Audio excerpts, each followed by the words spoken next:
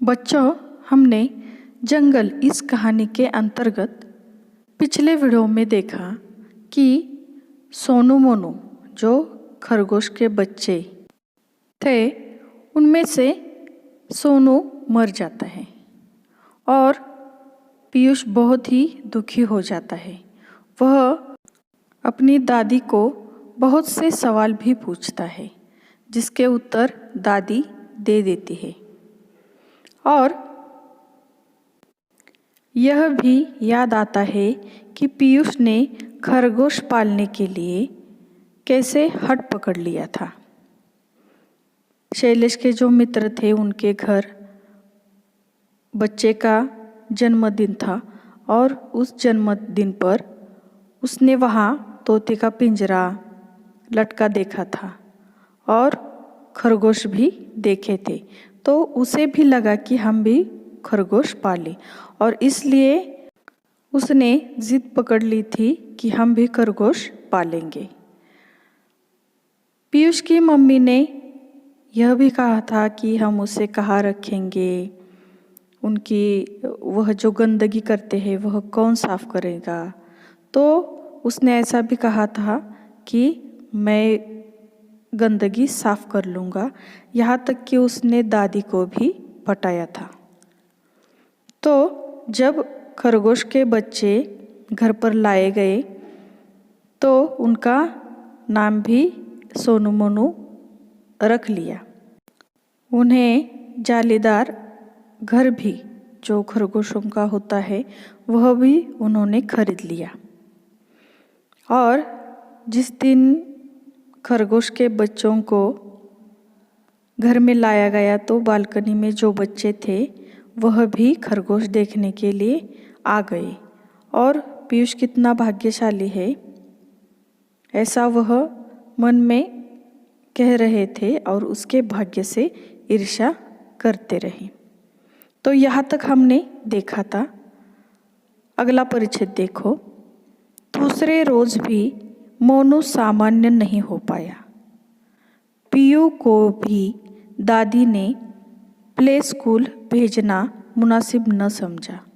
PU उसका घर का नाम था।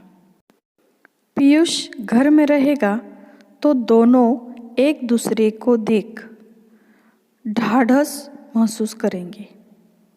उन्होंने स्वयं भी कॉलेज जाना स्थगित कर दिया। सुबह मोनू ने दूध के कटोरे को छुआ तक नहीं। बगल में रखे सोनू के खाली दूध के कटोरे को रह रहकर सूंघता रहा। उन्हें मोनू की चिंता होने लगी। आगे देखो। तविषा अपराध बोध से भरी हुई थी। मांडवी दी से उसने अपना संशय बांटा। चावल की टंकी में घून हो रहे थे। उस सुबह उसने मारने के लिए डाबर की पारे की गोलियों की शीशी खोली थी चावल में डालने के लिए। शीशी का ढक्कन मरोड़कर जैसे ही उसने ढक्कन खोलना चाहा, कुछ गोलियां छिटक कर दूर जा गिरी। गोलियां बटोर उसने टंकी में डाल दी थी। फिर भी उसे शक है कि एक आध गोली कोने कोने में छूट गई होगी। और दादी, मोनू मेरे साथ खेलता क्यों नहीं? बेटा, सोनू जो उससे बिछड़ गया है वह दुखी है। दोनों को एक दूसरे के साथ रहने की आदत पड़ गई थी ना। मुझे भी तो सोनू के जाने का दुख है। दादी, क्या हम दोनों भी मर जाएंगे? मांडवी दी ने तड़प कर पीयू के मुंह पर हाथ रख दिया। डांटा, ऐसे बुरे बोल क्यों बोल रहा है? पीयू ने प्रतिवाद किया। आपने ही तो कहा था दादी, सोनू दुख से मर गया। कहा था।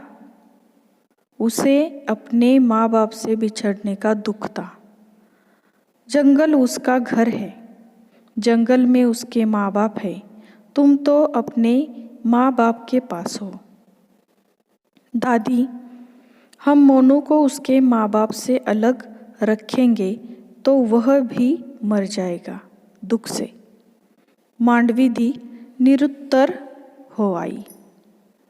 दादी, हम मोनू को जंगल में ले जाकर छोड़ दे तो वह अपने मम्मी पापा के पास पहुंच जाएगा, फिर तो वह मरेगा नहीं ना? नहीं मरेगा, पर तू मोनू के बिना रह लेगा ना? मांडवी दी का कंठ भर आया।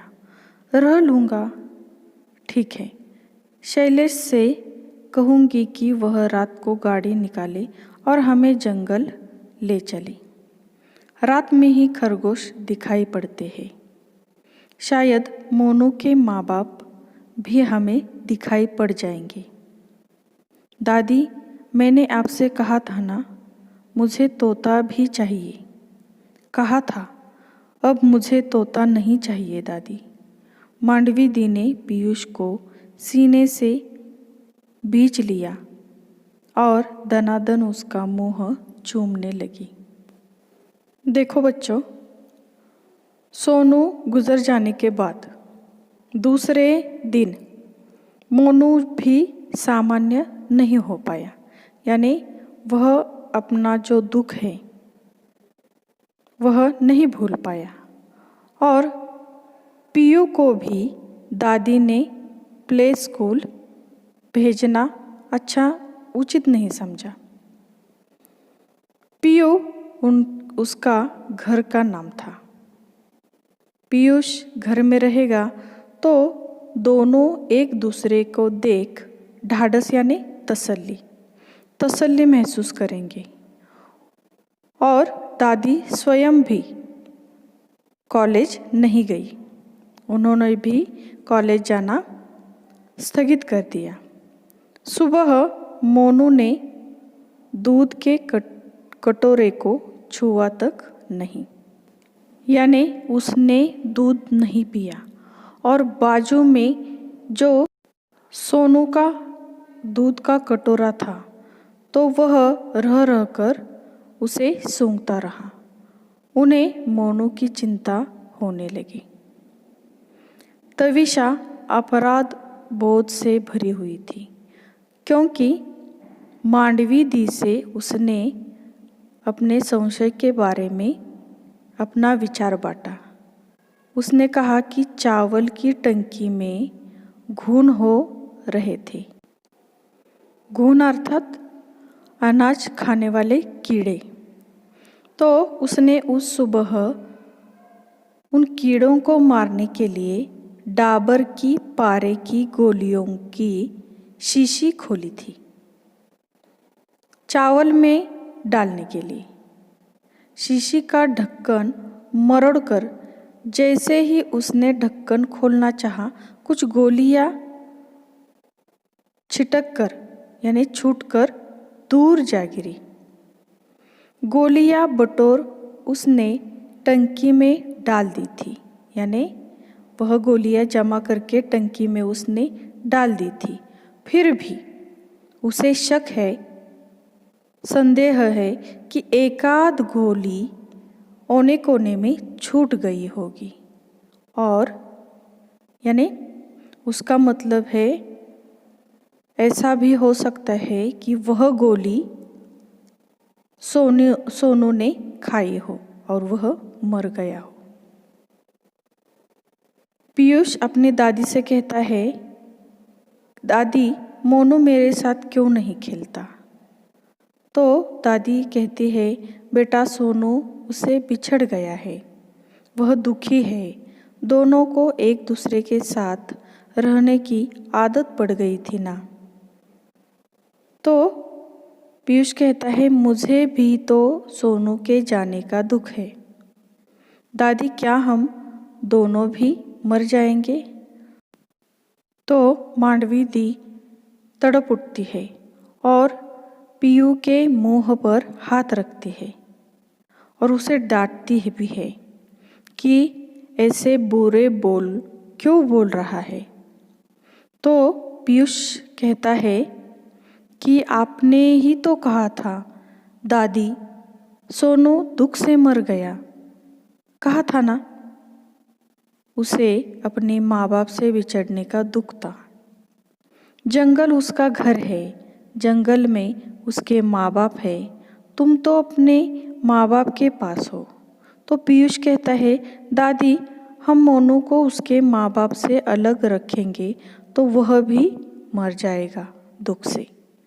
तो मांडवी दी निरुत्तर हो जाती है और पीयूष कहता है, दादी, हम मोनू को जंगल में लेकर जाएंगे और उसे वहाँ छोड़ देंगे। उसके मम्मी पापा के पास वह पहुँच जाएगा तो वह नहीं मरेगा ना। तो दादी कहती है, नहीं मरेगा, लेकिन तू सोनू के बिना रह लेगा क्या? तो उस वक्त मांडवी दी को बहुत दुख होता है। तो पीयूष कहता है, रह लूँगा।